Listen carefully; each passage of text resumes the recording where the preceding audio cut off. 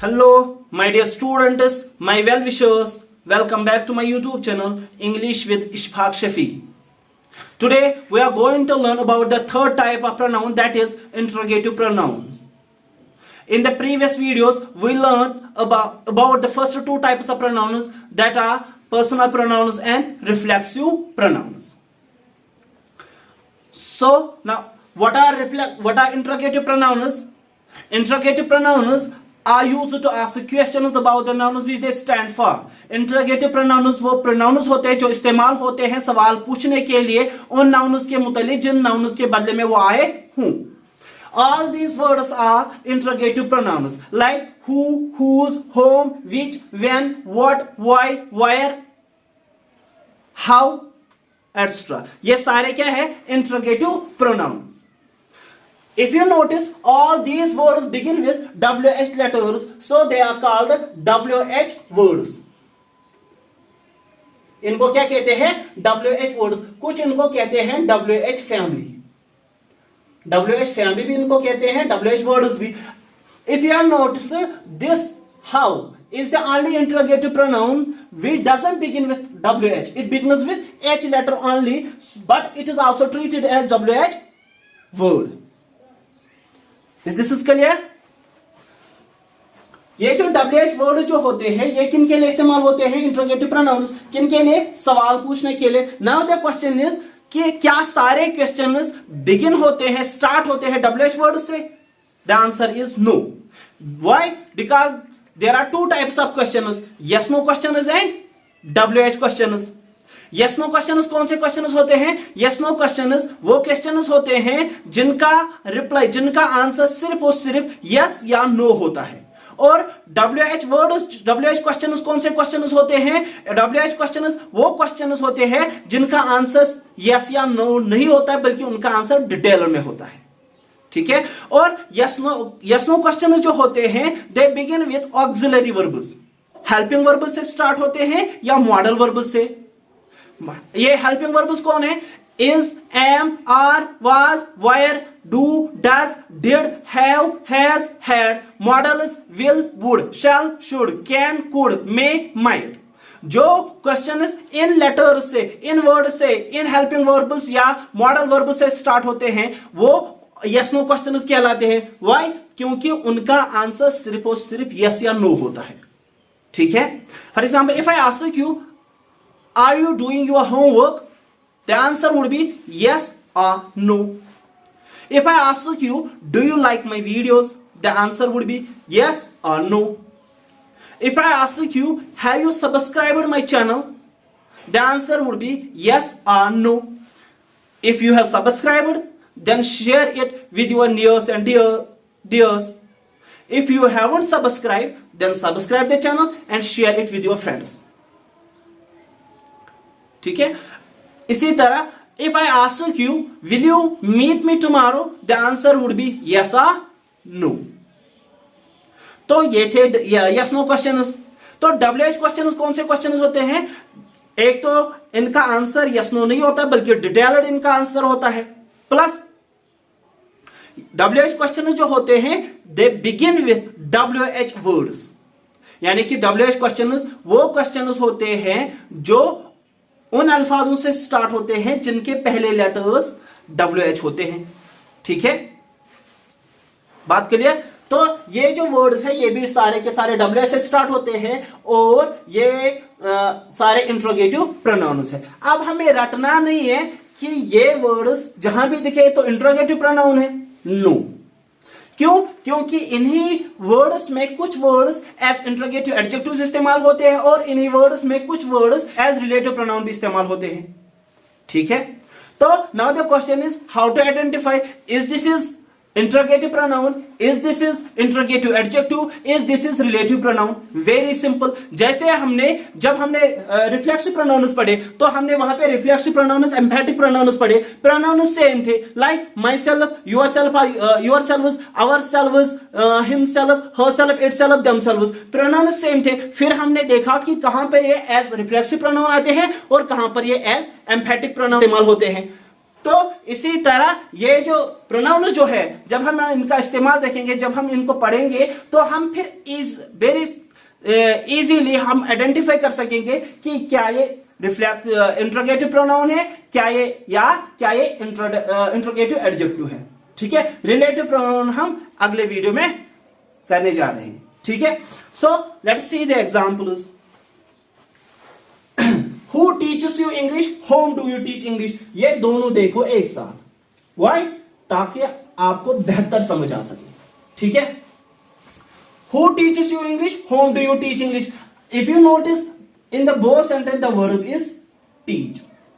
दोनों सेंटेंस में काम क्या हो रहा है? पढ़ाने का। पहले सेंटेंस में हम क्या करते हैं? Who teaches you English? तुम्हें कौन इंग्लिश पढ़ाता है?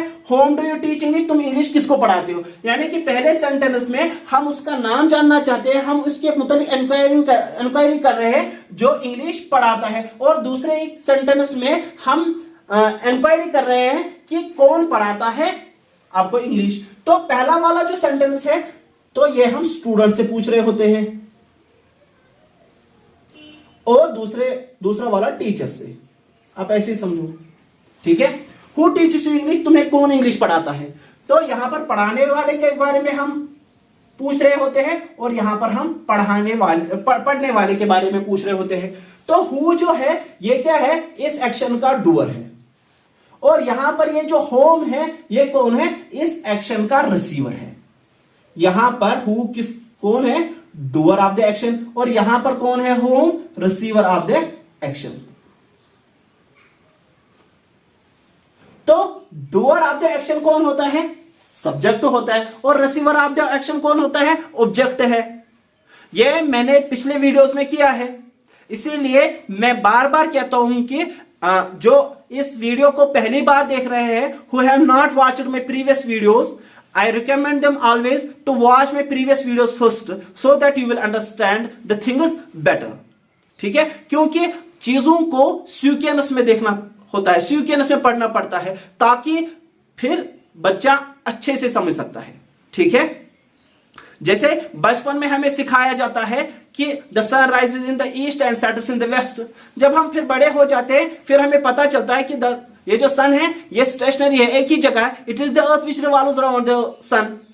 ठीक है, तो क्या पहले वाले टीचर को नहीं पता होता है? टीचर को पता होता है, लेकिन हमें इसलिए सिखाया जाता है क्योंकि उस वक्त हमारा जहन जो होता है वो इतना एडवांस्ड, इतना डेवलप्ड नहीं होता है कि हम समझ सके। अगर हमें उस वक्त बचपन में सिखाया जाता है कि सन जो है एक ही जगह होता है, neither it rises nor it sets, तो हम ये बात मानने के लिए तैयार नहीं होते। फिर जब हम बड़े हो जाते हैं, तो हमारी जब मतलब कि मेंटल डेवलपमेंट हुई होती है, तो तब हम इसको समझ सकते हैं, समझने के काबिल हो जाते हैं, तब हमें ये सिखाया जाता है। इसीलिए चीजों को सीक्वेंस में देखो।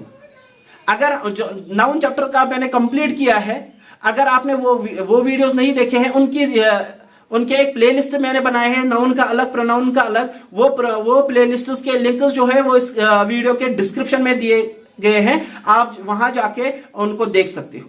ठीक है, या सिंपली चैनल को निकालो, यूट्यूब चैनल को, तो वहां प्लेलिस्ट में जाओ, तो वहां पर भी आपको वो प्लेलिस्ट देखने को मिलेंगे, वहां पे आपको सीक्वेंस में मिलेंगे वीडियोस। तो ये जो हु क्यों है? डूअर, और होम किसके मुताबिक पूछ रहा होता है? रिसीवर के लिए। तो जब हमने प्रोनाउंस का जो पहला लेक्चर जो था, introduction about the introduction of pronouns, तो वहां पे मैंने made a chart of pronouns, और फिर मैंने कहा कि this is subjective case, objective case, possessive case और रिफ्लेक्सिव केस। तो सब्जेक्टिव केस कौन होते हैं? Doer of the action. Objective pronouns कौन होते हैं? Receiver of the action. तो हु अगर डूअर है, तो दैट मीन्स कि ये जो हु है ये सब्जेक्टिव केस में आता है, और होम ऑब्जेक्टिव केस में आता है। ठीक है, क्योंकि ये क्या करता है? ये इस एक्शन के डूअर के मुताबिक पूछ रहा होता है, और यहां पर एक्शन के रिसीवर के मुताबिक पूछा जाता है। ठीक है, इसी तरह for example who is she. जब हमें किसी का नाम जानना हो या किसी की आइडेंटिटी जाननी हो, तो उस वक्त भी हम क्या करते हैं? हु का इस्तेमाल। Who is she, who is Nisha, who is this, who is that. ठीक है, हु जो होता है, हु हमेशा किनके साथ? ह्यूमन बींग्स के साथ इस्तेमाल होता है। उसके बाद हुज जो है ये पॉजेसिव केस। हु का पॉजेसिव केस है। पॉजेसिव प्रोनाउंस कौन होते हैं? जो किसी चीज के ऊपर पोजेशन दिखाए, यानी कि these things belongs to me, ये चीजें मेरी है। किसी चीज के ऊपर पोजेशन दिखाना उसको क्या कहते हैं? Possessive case. Just like my, your, our, his, her, their, ठीक है, ये पॉजेसिव होते हैं। Now whose is this pen, ये किसका पेन है? हुज इज दिस पेन, ये किसका पेन है? अगर हमें पूछना हो कि इस चीज का ओनर कौन है, इस चीज का ओनर कौन है, तो उस वक्त हम हुज इंटरोगेटिव प्रोनाउन का इस्तेमाल करते हैं। तो ये किसका पेन है, ठीक है। इसी तरह देख लो इसका, अगर मैं लिखूंगा whose pen is this, whose pen is this, ये पेन, ये कलम किसका है? ये किसका पेन है? हुज पेन इज दिस, ये पेन, ये कलम किसका है? तो यहां पर हुज के बाद क्या आया है? वर्ब आया है। यहां पर हुज के बाद क्या आया है? पेन आया है। इज क्या है? एक वर्ब है। पेन क्या है? एक नाउन है, ठीक है। तो अगर एम प्रोनाउंस, यानी कि ये जो हुज है, ये एक इंट्रोगेटिव प्रोनाउन है, अगर इसके बाद वर्ब आया तो इंट्रोगेटिव प्रोनाउन है, अगर इसके बाद नाउन आया तो इंट्रोगेटिव एडजेक्टिव है। Very simple. इसके बाद नाउन आया तो इंट्रोगेटिव एडजेक्टिव, वर्ब आया तो इंट्रोगेटिव प्रोनाउन, है ना। वेरी इजी आइडेंटिफाई करना। इसी तरह which is your favourite place, which is your favourite place, आपकी पसंदीदा जगह कौन है? तो इसको हम ऐसे भी लिख सकते हैं, which place is your favourite, which place is your favourite, आपकी जगह, पसंदीदा जगह कौन है? देखो यहां पर विच के बाद क्या आया है? वर्ब आया है। यहां पर विच के बाद क्या आया है? नाउन आया है, ठीक है। तो इसके बाद नाउन, वर्ब आया है तो इंट्रोगेटिव प्रोनाउन है, और इसके बाद नाउन आया है तो इंट्रोगेटिव एडजेक्टिव है ना। बड़ा आसान आइडेंटिफाई करना। अब आपको भी मुश्किल नहीं होगा आइडेंटिफाई करना कि is this is interrogative pronoun और interrogative adjective.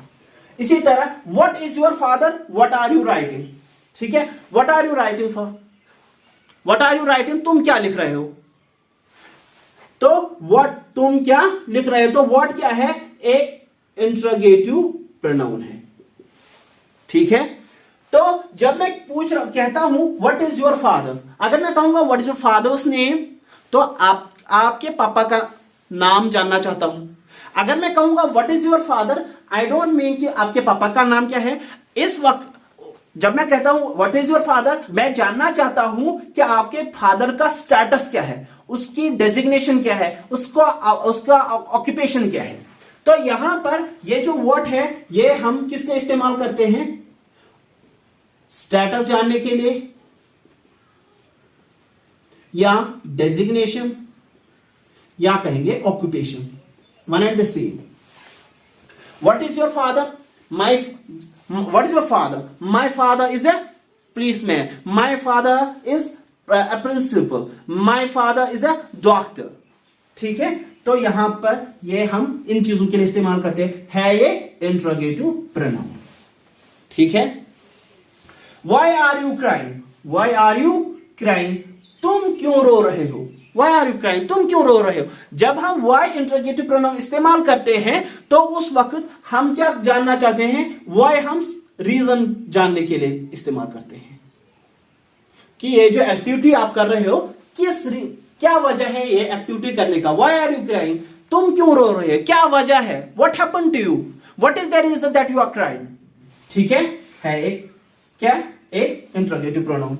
How will you do it? आप इसको कैसे करोगे? How will you do this problem? How will you do this question? How will you approach this problem? How will you solve this puzzle? तो how क्या है?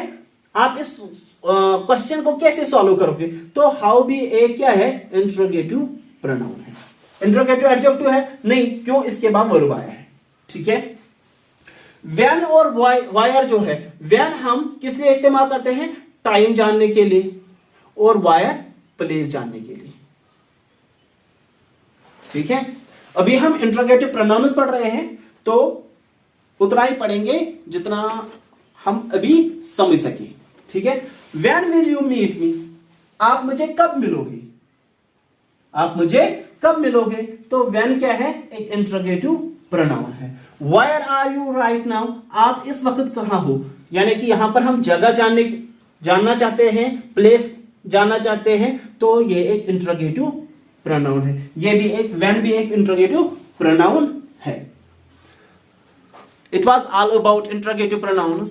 I hope that you have enjoyed this lesson. You have enjoyed the lecture. If you love this video, please subscribe to our YouTube channel.